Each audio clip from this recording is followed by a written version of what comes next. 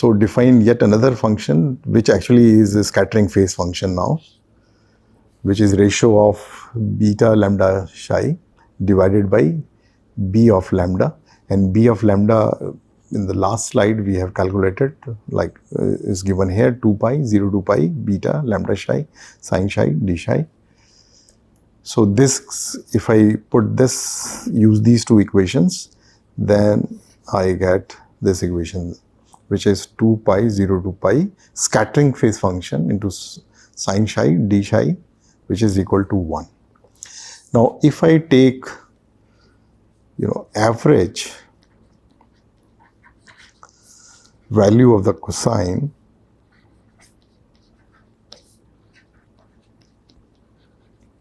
of the scattering angle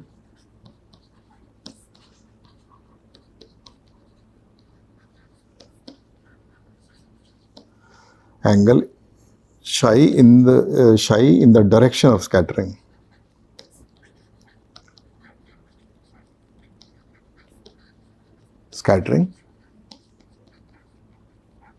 Then it will give me a parameter which is called G, which is called an asymmetry parameter, which is given by 2 pi from here beta tilde psi, cos psi and sin psi d psi. This is called as asymmetry parameter, a G. And this G basically decides how the light is scattered. A negative value of G will tell you the light is scattered backwards. Positive value of G will tell you that it is scattered forward in the forward direction. And the absolute value of G, if you see, which tell you the amount of light scattered either in the backward direction or in the forward direction. So this G, the value of this G is between 1 and -1. And if, for example, if I have G, G is equal to say -0.3, 0.3, that means the light is reflected backwards, something like this. If I take G is equal to 0, the light is in all the directions, so it's some sort of isotropic scattering. If I take G value as little more high, say 0.6 and plus value, the light is reflected in the forward direction. So basically the value of G tells you, sign tells you whether it is backward reflected or forward reflected, and the magnitude tells you how much amount is scattered in the backward direction or in the forward direction. So for example, the value of G in clean seawater,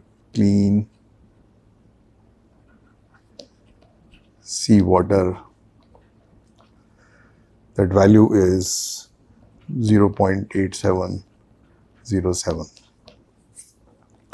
And also for different values of G, if you want to draw a plot between, say, angle, which is a psi angle, 180 this is, and suppose this is starting from 001 to say 100, this is say some power P psi with respect to the angle. Then if I have 0.1, so somewhere here, then if there is a straight line, this corresponds to actually G is equal to 0. So in all the angles there is an equal amount of power. And if I take very high value of G, it is, for example, it will have a distribution like this. So this is G is equal to 0.95, for example.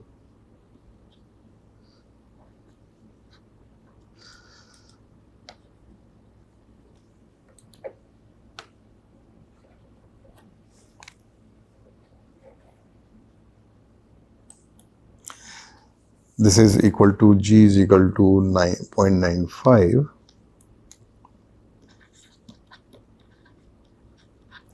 So most of the power, or lot of power, is in the forward direction, and it is confined within these angles, the angle which is, for example, within these angles.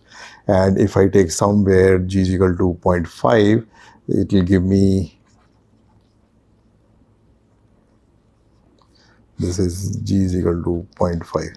So basically this g value tells you about how the power, the scattered power, is scattered at different angles and in what direction.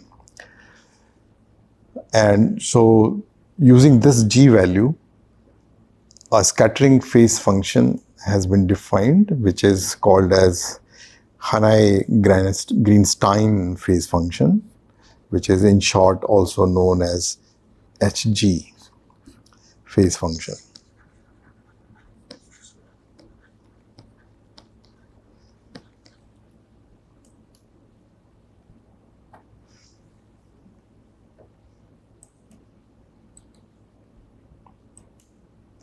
And this is, let me remove this from here.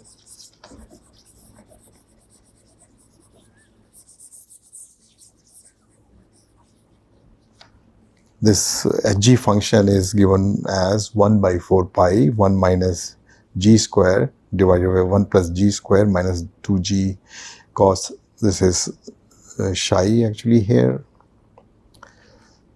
psi to the power 3 by 2. So this is the Hanai-Greenstein phase function. And this actually basically deals with the angles when you have that psi angle between say 20 degree and 130 degree. Any angle more than 130 degree or less than 20 degree, this may not be entirely valid. So for that, another function is defined, which is called as two-term Hg function, or in short this is called TT Hg function. So this is how the scattering is modeled. Now let us try to understand the underwater channel modeling.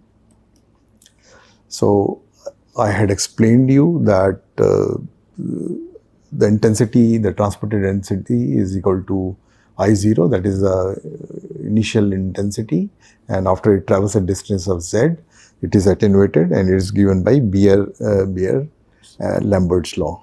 This is same, this is simple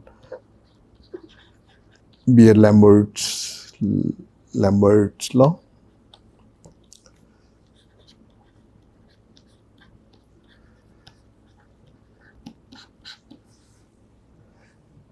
And it actually does not assume that the light is also, see for example, this is a transmitter, it assumes that all the light is traveling like this. But there may be a possibility that some light can get reflected from some obstacle, and the photon or the light can come back to the receiver and it adds to the receiver. So this is not assumed in this simple formula, which is given by IT is equal to I0 e raised to minus CZ. So this basically overestimates the intensity at the distance r. So this does some overestimation.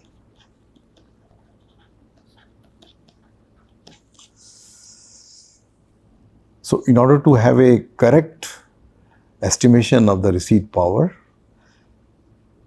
we need to deal with an equation which is called as radiative transfer equation, which is given by this.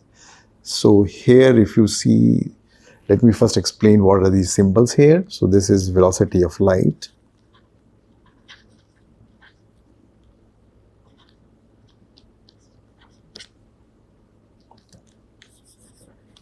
This is velocity of light.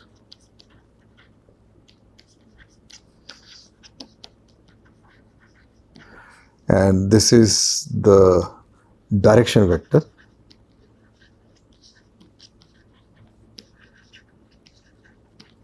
And this is the scattering parameter.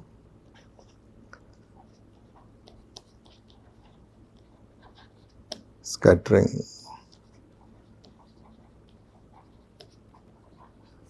and R tells the position vector,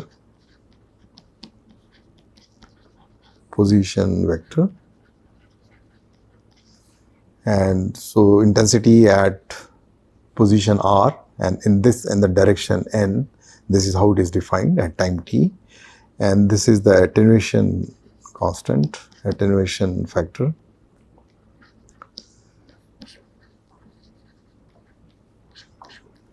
And this is your volume scattering function, VSF, volume scattering function. So basically, if you see, this consists of three terms. The first term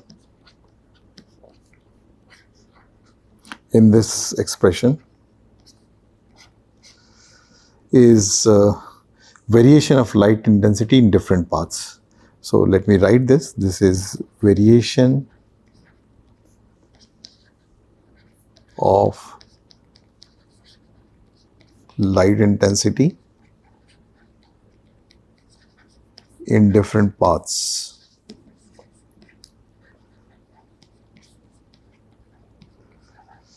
And the second, this is on the LHS. And in the RHS, first term actually gives you is the attenuation part. It gives you the absorption part, rather, absorption. And the second term deals with the scattering part, the scattering. And if you see the third term, this is the energy coming from other locations.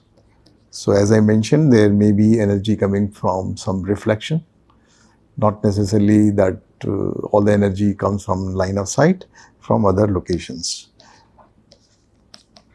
So this is how it has to be modeled in order to, get correct picture of how the energy is scattered or absorbed inside the optical medium. So very difficult to find out the closed form equation because it has integrals and differentiation and all that. So basically it has to be solved numerically. And if you take the limiting case of this, like assuming that there is no reflection happening, there is only line of sight, and all the light which is collected by the receiver is coming from the transmitter, it will reduce to Beer-Lambert's law. So RT reduces to Bill-Lambert's law.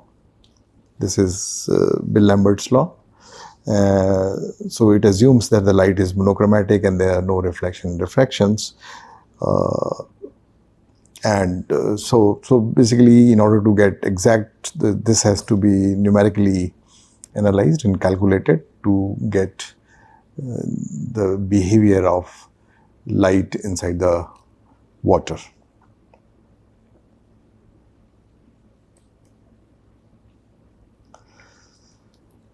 Another thing is, how do you model geometric misalignment? So what normally happens when the light travels from point A to point B inside the water, the two effects will occur. One of them is that if you have, say this is transmitter, this is your receiver, there may be a possibility that you will get this light which is at an angle and which is not in alignment with the receiver. So this is called as bore side shift. Bore side shift. So basically the beam, the center beam is away from the center. That is a fixed displacement of beam away from the receiver. This is called as bore side shift. And the other is that the beam is jittery around a middle position. So it is not constantly in this position, it is varying around this. So this part is called as the jitter. So the beam is affected both by the bore side shift as well as jitter. So this can be modeled using this equation, which is called as beam spreading factor. This is beam spreading factor. So to understand this formula, let me draw a diagram here. So this is your source. Suppose this is your source. This is z distance, or this is source. Say this is 0. And when the beam travels,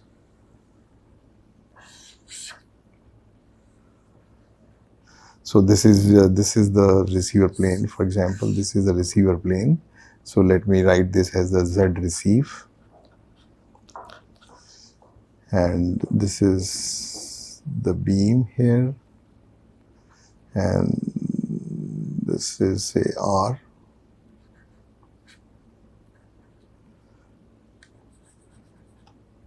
This area is referred as R. The radius is referred as R.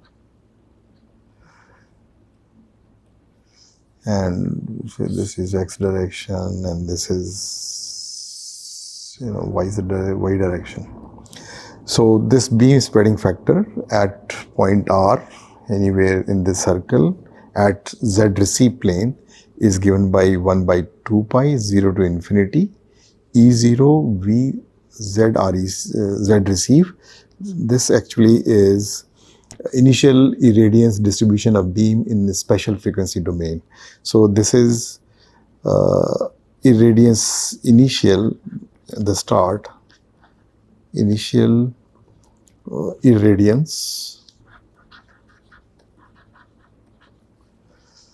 distribution of beam in the special frequency domain.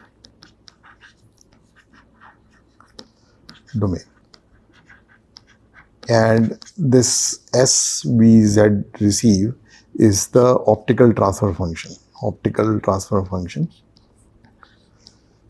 Optical transfer function.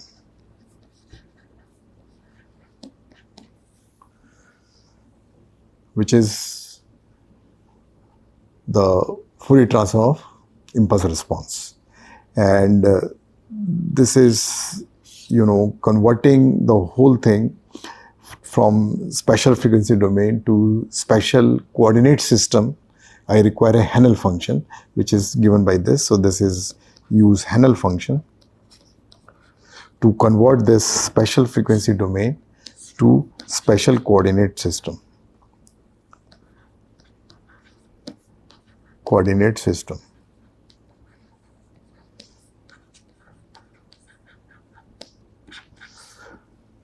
So this is how beam spreading factor can be defined or can be modeled.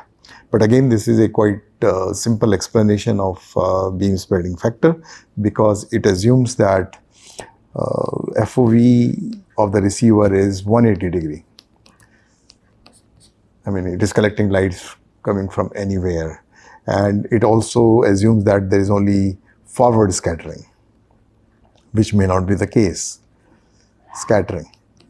So under these limitations, this may not be a highly accurate expression for beam spreading. So there are more advanced modeling for beam spreading, which assumes some particular FOV angle and also assumes that there are light coming from other sources as well.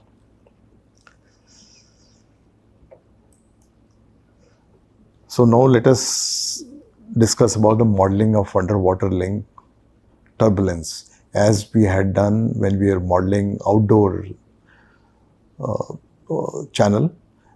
We had discussed in detail about the turbulence part. So we will discuss the turbulence modeling inside the water.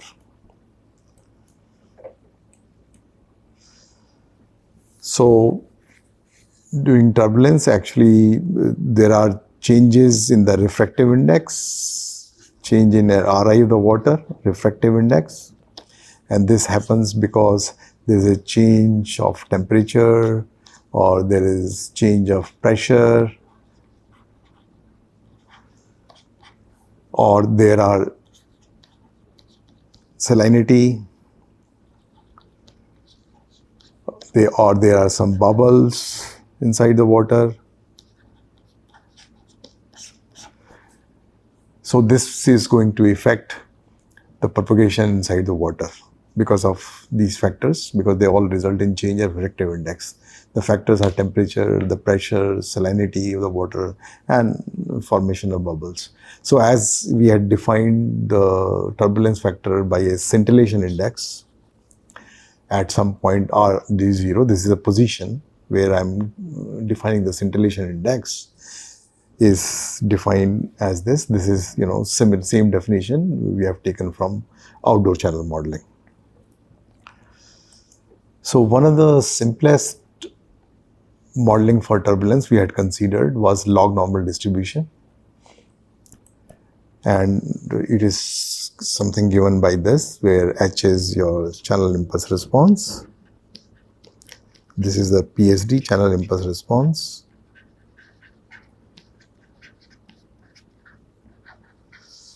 And mu x and sigma x square are the mean and the variance. So this is a simple log normal distribution, and we also discussed that this is only valid for weak turbulence.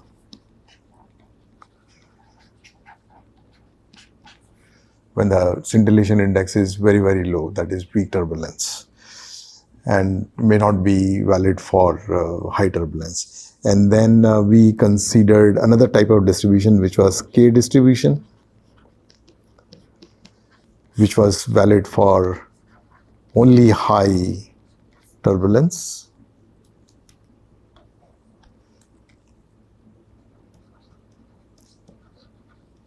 And we also studied about gamma, gamma and IK distribution.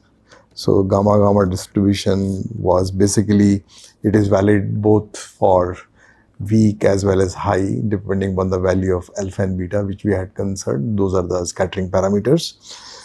So in water, we normally don't use these expressions because of, salinity or bubbles or different temperatures. We need, hybrid distribution or a mixture of two distributions. We also consider exponential as well. Exponential, which was for, again, high turbulence. So for modeling underwater, we consider, mixture of these two, these distributions, which we had discussed in the outdoor modeling. So for example, if I use hybrid PSD of exponential and log normal distribution, and this is valid where the water is salty and has some bubbles, and under weak turbulence, this model shows good results. We can use, this is how it is represented here, where this K is the weighing factor.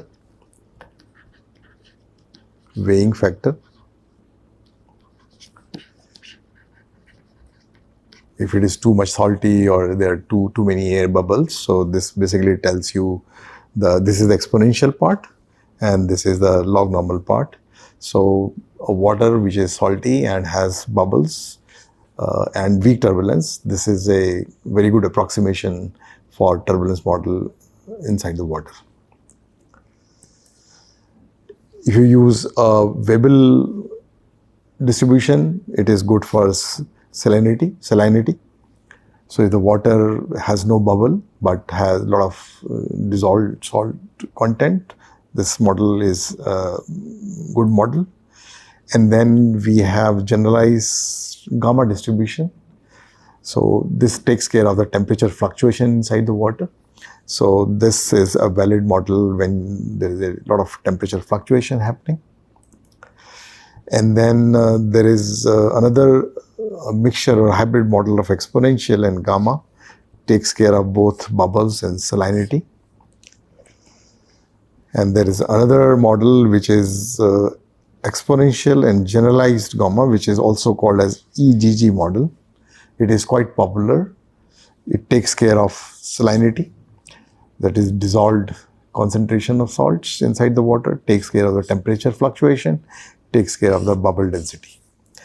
And this model is actually represented like this. This is the distribution of the power spectral density. Omega is the weighing factor. And you see here A, B, C. So A and C are the shape parameters.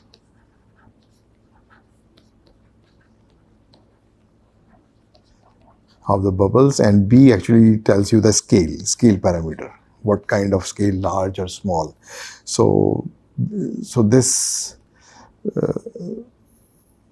model, which is EGG or AG model, mixture of exponential and generalized, is a very good model, takes care of all impairments inside the sea, which is salinity, temperature and bubble density.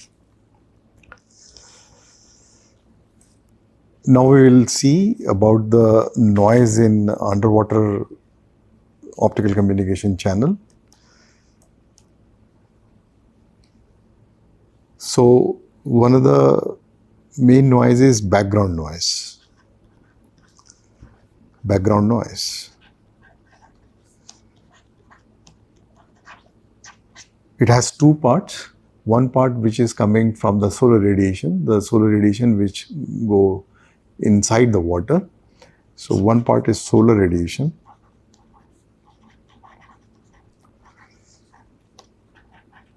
The other part is because of light which is inside the water, which is called as black body radiation. And this is body radiation with bioluminescence. So this is the another contribution to the noise. And the background noise can be written as we had seen earlier when we were discussing about the noise part, is 2Q. Q is charge, and R is responsivity of the detector, and PBG is the background noise, and B is the bandwidth. So as I mentioned, it has two parts. One is solar radiation, which is coming in the water, and the black body radiation, which are from inside the water. So this is a combination of two parts. One is solar, other is black body. So if you see the expression for background solar noise is given by AR. AR is the receive area, RX area, and this is field of view of the receiver, and delta lambda is the filter bandwidth. So this is field of view, FOV, and delta lambda is a filter which you may be using as the receiver, filter bandwidth, and this TF is the filter transmittance,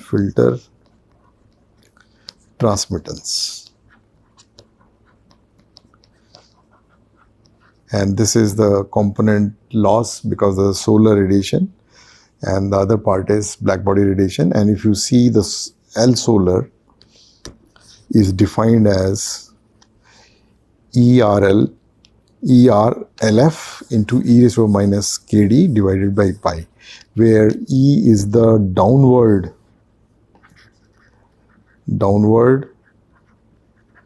solar radiation,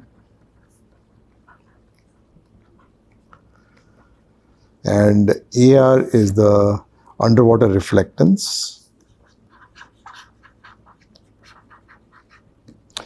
and LF basically tells about the direction of the solar which is falling onto the device inside the water. So this is something direction dependent quantity, and K is the diffusion attenuation constant.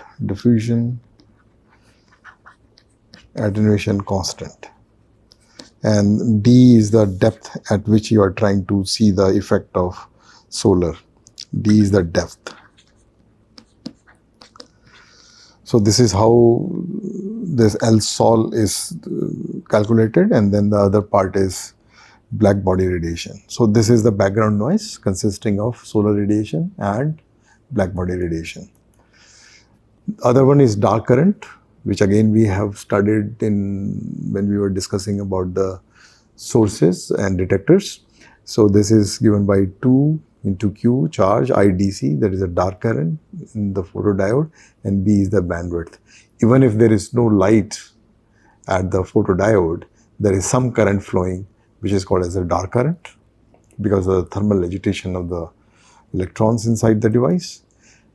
The other one is, the third noise is thermal noise, which is 4 kTb by RL, and RF is the noise factor. If you are using pin diode or APD, depending upon that, you put the value of F. RL is the load resistance, and K is the Boltzmann constant, and B is the bandwidth. So this is how thermal noise is calculated. And the short noise, which basically depends on the signal received or the power received, is given by 2Q. R is the responsivity, PS is the receipt power, B is the bandwidth, and as usual E is the charge. So this is the solar part. So the total noise inside the receiver, the total noise will be sum of these quantities, total noise. So which is equal to sigma square background plus sigma square direct current plus sigma square thermal plus sigma square short noise. So that's the total noise in the system. Now let us try to understand how the beam, optical beam, propagates inside the water. So there can be 4 options. One is point-to-point, LoS configuration.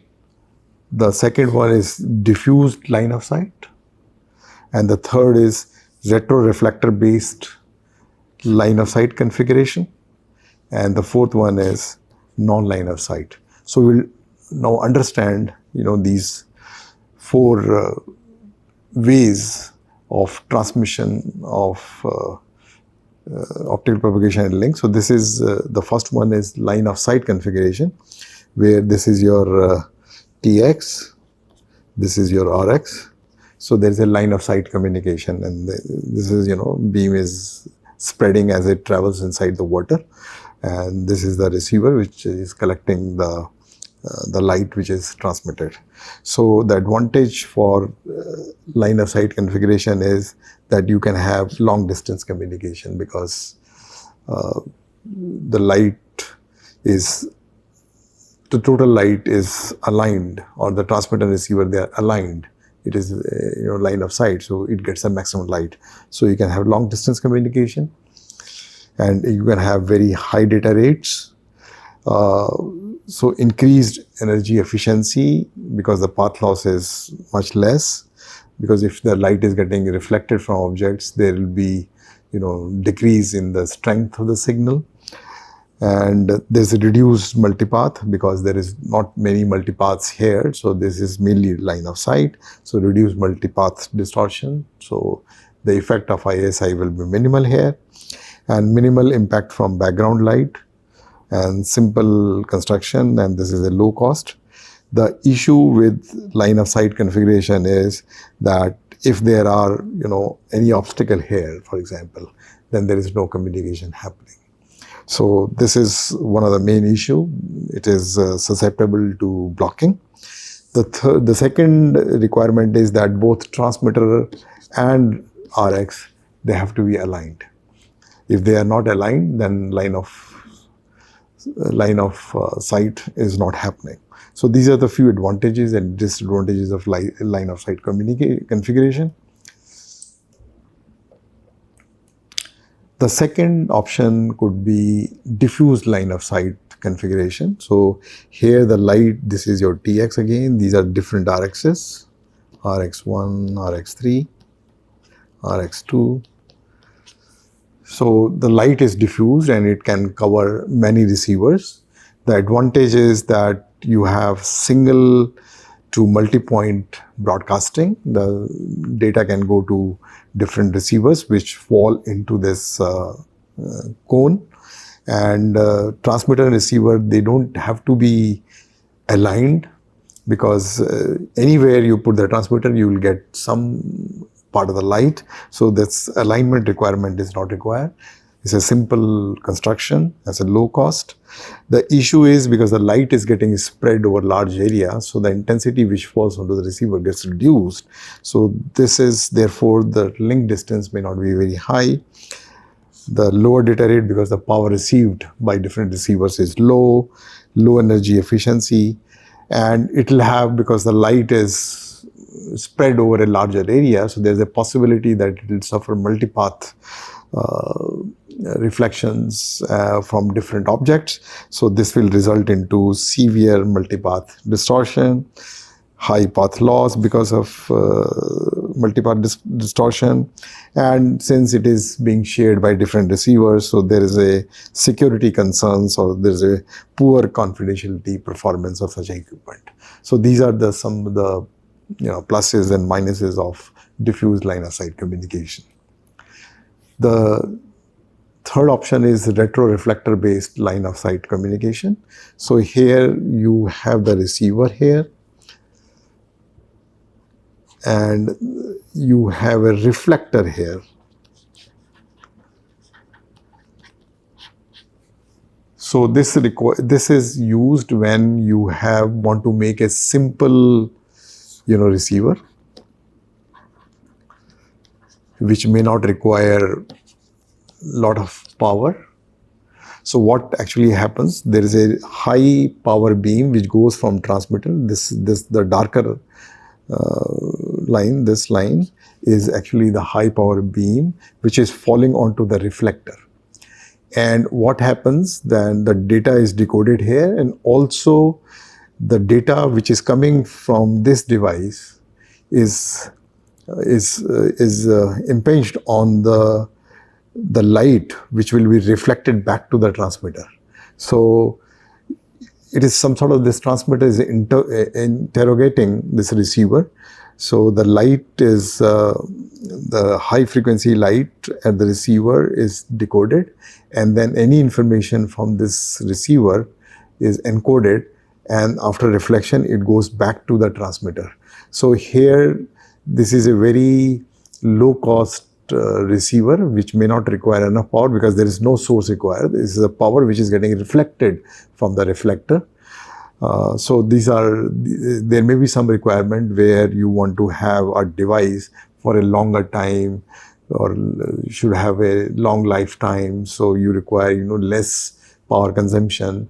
So for those applications, retroreflector based line of sight configuration is used. So the advantage with such configuration is that this is full duplex, both the directions, and then low power consumption, at the receiver because of small size of the receiving end device. Because the receiver, there is no transmitter, it is the light which is getting received is getting reflected back into the same transmitter, and it may be encoded or modulated. The issue with the retroreflector is you require a very high transmitter side signal, because this power has to be very high, because it has to travel, twice the distance. So this power has to be high. The background light radiation has a greater impact, because already the signal strength is very less after it traverses, the complete distance, the onward distance and the reflected part, the noise may dominate. So this is another issue with the retroreflector. The another one is that transmitter receiver needs to be tightly aligned. They have to be aligned. This does not use non-line of sight, uses line of sight.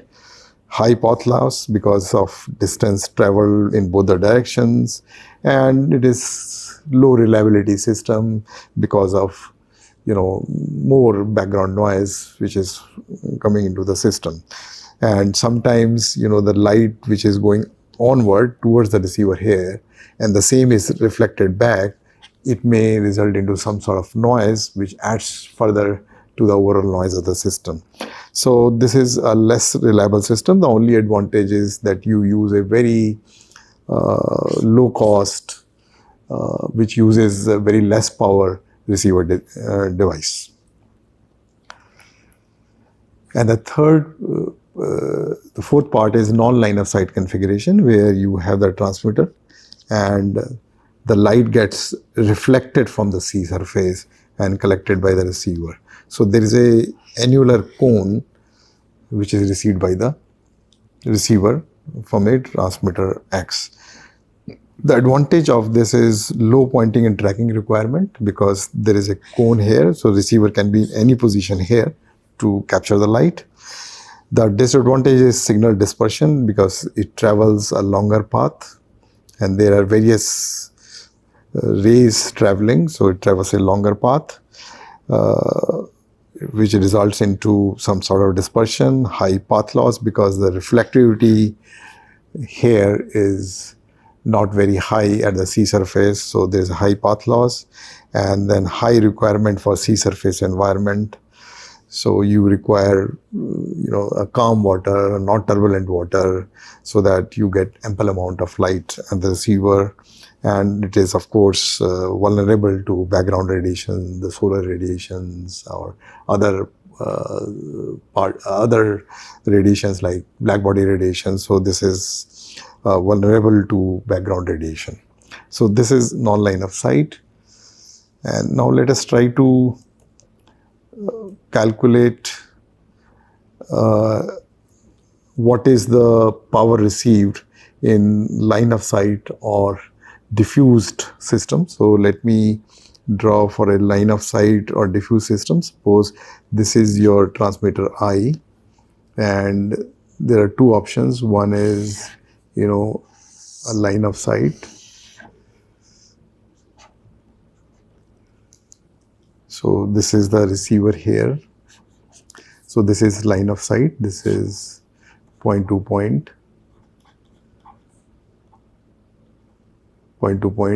LoS, and the other is diffused, and diffused is, say, something like this, and say suppose your receiver is somewhere here, and this is the normal part here, and this is, say, this is kth receiver, I is the transmitter, and this is, say, jth receiver, and the light can be collected like this, and the angle which it makes with the normal, let us call as this angle which makes the normal, let us call as the theta ij, and this distance from the ith and jth receiver is dij, and this angle which is highly directional, we can call this as 2 theta narrow beam.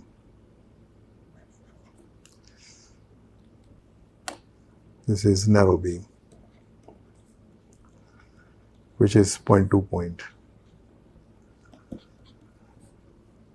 And this is the diffused.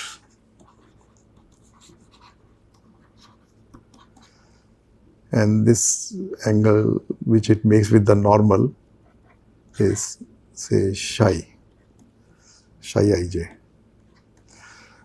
So the loss, which is function of lambda, and the distance is given by simple Beer-Lambert's law, which is exponential minus c lambda dij. Dij is the distance, and the gain in the system is given by Gij, line of, this is for line of sight. Aj is the area of the receiver, Dij is the distance, and this phi theta ij or phi ij, this is phi ij, is given is the angle between the normal and which it makes with the receiver j, and this is the divergence angle of the beam, So this is how Gij, the gain in the LoS path, is defined, and it is 0 if the angle is away from minus pi by 2 and plus pi by 2. So, and if I calculate the power which is received at the jth receiver by the ith transmitter, this is the receipt power, is the power transmitted by the transmitter, ith transmitter. This is the efficiency of the transmitter. This is the power transmitted.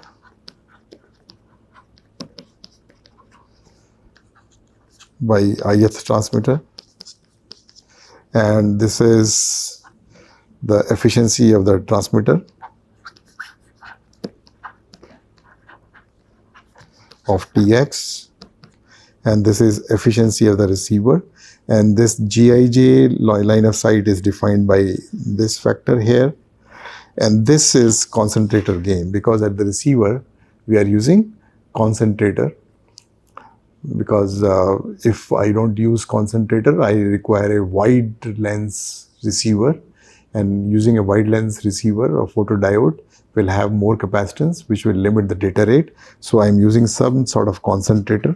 So this is defined, this gain is defined by this factor, and then Lij is the loss, which is a function of c lambda, attenuation coefficient, and function of Dij and cos phi ij. And if I see this concentrator gain, which we also studied when we were studying the indoor modeling, is given by n square sin square psi j. Psi j is given here, and n square is the n is the refractive index. So this is how the receipt power for line of sight or diffused system. This I have given an example of a diffuse system, but similarly one can calculate for a line of sight system. The next one is non-line of sight. So in order to understand this non-line of sight, so let us understand, it is actually the light is getting reflected from the water surface. So suppose this is your transmitter, say I, and this is at depth h. So, and your receiver is somewhere, this light will get reflected like this. The other light which get reflected will be like this, and other light they'll be refracted. They follow a simple Snell's law at the surface, at the boundary. There's a air on this side, there's a water in this side, so there is a difference of refractive index. So it will be only a annular portion of the light which will be reflected here. Also your receiver has to be somewhere here or somewhere in this region in order to capture the light. So let us call this K, this is J. And this distance, for example, J, the receiver from the surface water, is X. So it has been shown that if you have H plus X sphere radius, that is 2 pi r square, that area where the light is available for the receiver. So this A annular is given by 2 pi H plus X whole square into cos theta min. So this is the vertical line, and this angle and this angle is theta max, and this angle is theta min. So this annular area is given by 2 pi h plus x whole square into cos theta min minus cos theta max. And we know the critical angle is refractive index of the air divided by the refractive index of the water sine inverse.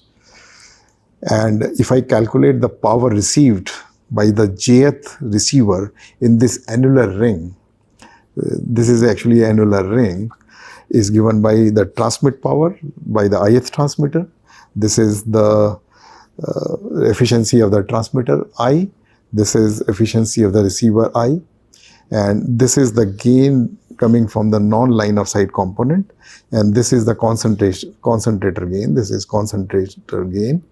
And then the attenuation Lij is function of C lambda, attenuation coefficient, h plus x, that is height, and cos phi ij. The third one is retroreflective. For retroreflective, let us understand this is your transmitter here. It gives a high power beam, narrow beam, high power. So this is a high power beam, narrow beam, and the receiver is something here. And then at the receiver side, there is no transmitter, so the rays are reflected. So there is a reflector here. So let me write like this. This is a reflected here, reflector. Here, where the rays are, whatever optical beam is received, it is demodulated, and then whatever data the receiver has is encoded and transmitted by the reflector. So this is collected by this transmitter. This is the reflected beams in this direction, and this is the high power transmit beam. And I had explained why we want to use retroreflective. So there are special requirements where you want to have receiver of low power, long life. So in this configuration, we are using the reflector for sending the information back to the transmitter. And if I want to calculate, this is I, this is J, and if I am interested in calculating the power which is received by the ith transmitter, this is the transmitted power, this is the efficiency of the transmitter element or transmitter, this is the efficiency of the receiver, and this is the reflectivity or the efficiency of the reflector. This is a new term here, efficiency of the reflector. And this is the gain which is added by the reflector, Gij/Rr. And this again is our concentrator gain. And Lig is the loss as it travels. It is traveling twice the distance. This is, Dij, for example, and it also travels another Dij. So this is therefore this is 2 Dij, and of course function of cos phi ij. So this is how the power can be calculated in the retroreflective. So with this, we close our discussion on underwater optical communication systems. So in this lecture, we have modeled different disturbances of underwater, like turbulence, what is the background noise, what is absorption, what is the scattering, misalignment, the background noise, all other things we have seen. And we have also modeled different turbulence, where we need to have a mixture of two turbulent models which are ideal for modeling underwater turbulence. And then we also discussed about different configurations, the line of sight, non-line of sight, retroreflective and diffused. And we also calculated the power received in all these cases. So we stop the discussion at this point for underwater channel modeling. Thank you.